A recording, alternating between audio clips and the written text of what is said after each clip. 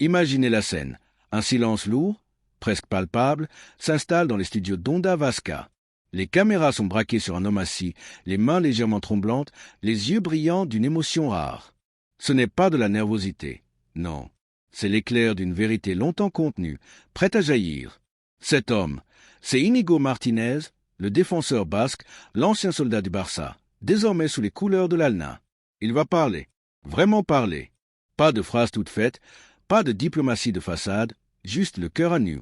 Et ce qu'il s'apprête à révéler va ébranler les fondations du FC Barcelone, secouer la Liga et peut-être même redéfinir ce que signifie porter le maillot azulgrana à l'ère du football moderne. Íñigo Martínez commence d'une voix légèrement tremblante, comme s'il craignait que les mots ne suffisent pas à porter le poids de ce qu'il a vécu. Il y a des décisions, dans une vie, qui vous marquent à jamais.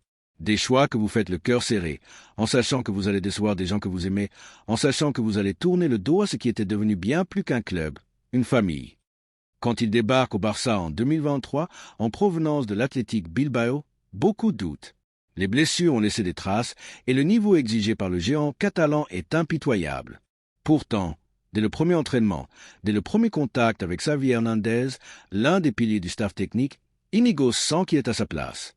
Le Barça, c'est une religion, murmure-t-il, les yeux perdus dans le lointain. Et quand la afición vous adopte, quand vous sentez que vous faites partie de cette histoire, laissez tout ça derrière soi. C'est comme arracher un morceau de votre âme. Mais voici qu'un jour, tout bascule. Un mardi après-midi banal, alors qu'il joue avec ses enfants dans le jardin de sa maison de Castellfell, son téléphone sonne. Son agent, au bout du fil, lui annonce une offre qui défie l'entendement. 40 millions d'euros par saison. Pour un joueur de 34 ans, un défenseur qui se décrivait lui-même comme un simple pion sur l'échiquier du football, c'est une somme astronomique. J'ai cru à une blague, avoue-t-il. 40 millions. 10 fois ce que j'ai gagné au Barça. Cette nuit-là, le sommeil le fuit.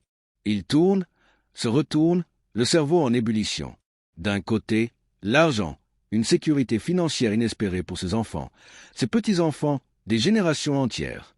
De l'autre, le Barça, la Champions League, les nuits magiques au Camp Nou, cette vie qu'il a construite brique by brique à Barcelone. Sa femme, Maria, le regarde droit dans les yeux et lui dit simplement « Íñigo, tu as toujours joué par amour. Si tu peux assurer notre futur sans renoncer à cet amour, alors peut-être est-il temps d'être intelligent. » Mais comment expliquer ça à ses enfants? Comment leur dire que leur vie va changer du tout au tout, qu'ils devront quitter leurs amis, leur école, leur quotidien? Mon aîné, qui a 12 ans, m'a demandé si on pourrait encore regarder le Barça à la télé, en Arabie Saoudite, raconte-t-il avec un sourire nostalgique. Je lui ai répondu que oui, que peu importe où nous serions, nous resterions culés. La conversation la plus difficile, cependant, reste à venir. Il doit en parler à Hansi Flick, l'entraîneur allemand au regard perçant et au cœur immense. Flick est un homme intelligent. Confie Íñigo. Avant même que j'ouvre la bouche, il a deviné. Il m'a regardé et m'a dit « Íñigo, tu as quelque chose à me dire, n'est-ce pas ?» Le technicien écoute, hoche la tête, puis lui offre des mots qui résonneront longtemps. Dans le football, des opportunités comme celle-là, ça n'arrive qu'une fois dans une vie. Tu as tout donné pour ce club. Personne ne peut te reprocher de faire un choix pour ta famille.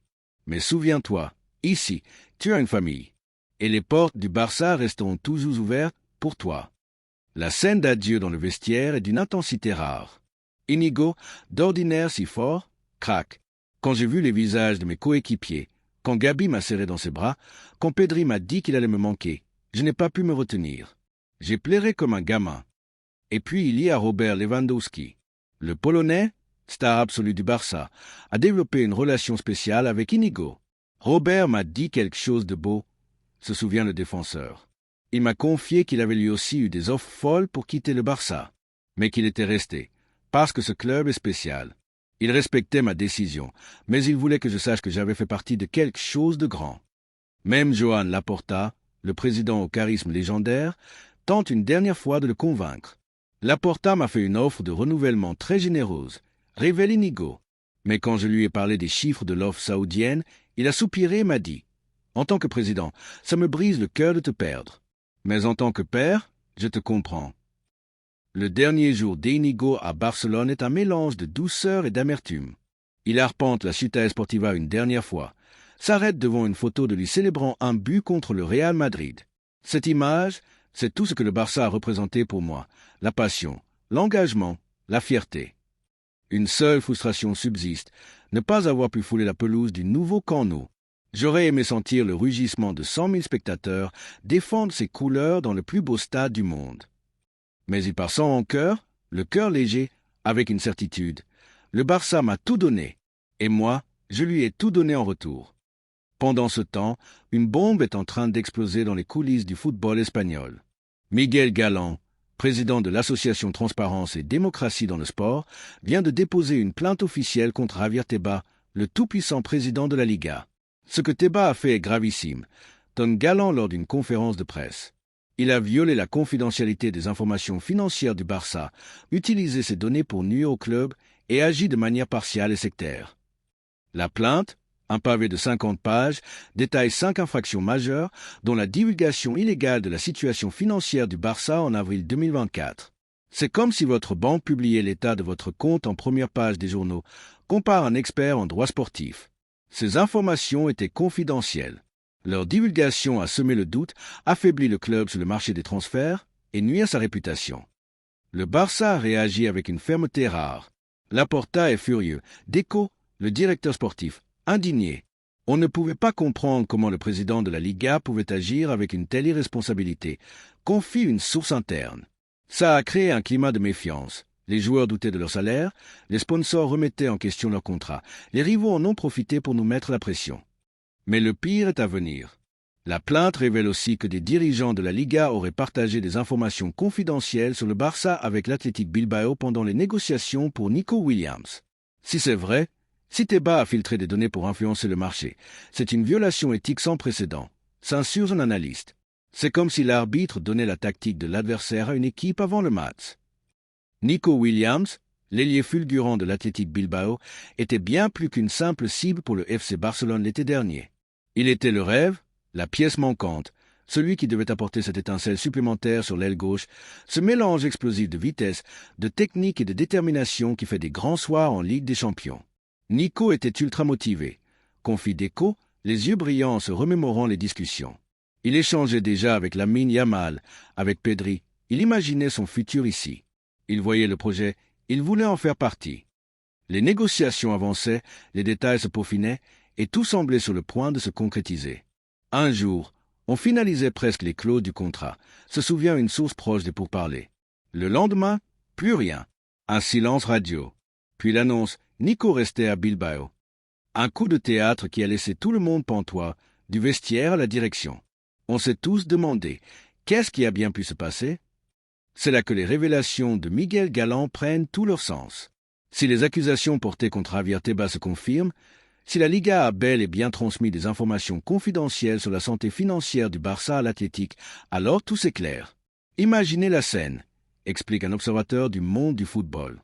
Vous êtes Nico Williams, vous hésitez entre deux clubs, et soudain, on vous glisse à l'oreille. Savais-tu que le Barça a des problèmes pour payer ses joueurs? Que leur limite salariale est dépassée? Que leur projet est bien plus risqué qu'il ne le laisse paraître? Un argument de poids, surtout pour un jeune joueur en pleine ascension, qui doit penser à sa carrière sur le long terme. Ce serait une manipulation pure et simple, s'indigne un juriste spécialisé. Utiliser des données confidentielles pour influencer une décision, c'est du dopage administratif. Et si c'est avéré, Tebas pourrait bien payer très cher son audace. La réponse de la Liga, un mur de déni. Ces accusations sont infondées, malveillantes et relèvent de la calomnie, donne le communiqué officiel.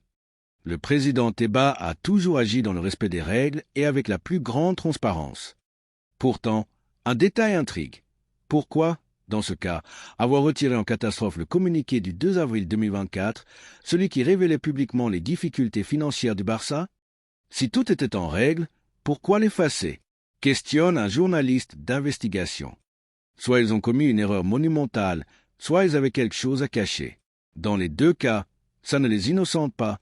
Certains, dans les coulisses, murmurent même que cette affaire pourrait bien être la goutte d'eau qui fasse déborder le vase, après des années de tension de Tebas et le club catalan. Le Barça a toujours été dans son collimateur, confie un ancien dirigeant. Il a une obsession à les rabaisser, à les présenter comme le méchant de la Liga. Mais là, il aurait franchi une ligne rouge. Et puis, il y a cette autre bombe, celle qui a fait vibrer la planète football bien au-delà des frontières espagnoles. Robert Lewandowski a dit non à l'Al-Nassr.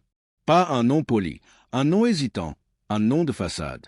Un non sec, définitif, sans appel.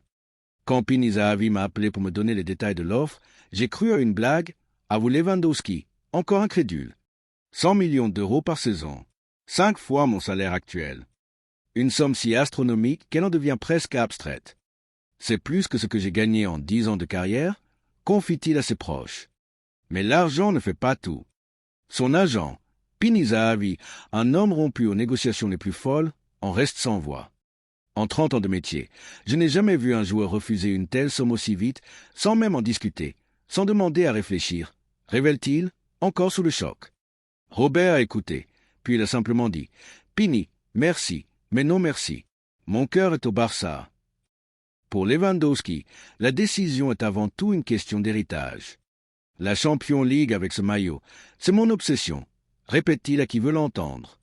J'ai tout gagné dans ma carrière, mais soulever ce trophée avec le Barça, devant nos supporters, ce serait comme écrire la dernière ligne d'un conte de fées. Il y a aussi sa famille, profondément ancrée à Barcelone. Ses filles, Clara et Laura, ont adopté la ville comme leur chez eux. Elles parlent catalan, elles ont leurs copines, leur école, leur routine, raconte Anna Lewandowska, son épouse. Quand on leur a parlé de l'Arabie Saoudite, notre aîné m'a regardé avec ses grands yeux et m'a demandé « Maman, est-ce qu'il y a la plage, là-bas ?» Je lui ai répondu que oui, mais que ce n'était pas la même chose. Elle a haussé les épaules et dit « Alors on reste ici. » Un argument imparable, bien plus puissant que des millions sur un compte en banque. Hansi Flick, qui a coaché Lewandowski au Bayern Munich, connaît bien cette détermination. Quand Robert m'a annoncé qu'il restait, j'ai senti un poids s'envoler, confie l'entraîneur allemand. Pas seulement parce qu'il est un buteur hors pair, mais parce qu'il est un leader. Un homme qui, par son exemple, tire tout le groupe vers le haut. Dans le vestiaire, l'annonce de son refus a eu l'effet d'une décharge électrique. On était tous scotchés, se souvient Pedri, les yeux écarquillés. 100 millions par an, c'est une somme qu'on ne peut même pas imaginer. Et lui, il en parlait comme s'il refusait un café. Ça montre à quel point il croit en ce projet. Du côté de l'Al-Nassr, on n'en revient toujours pas. Ils ont même monté l'offre à 120 millions par saison, révèle une source proche des négociations. Ils étaient prêts à tout. Pour eux, c'était impensable qu'un joueur puisse dire non à une telle fortune.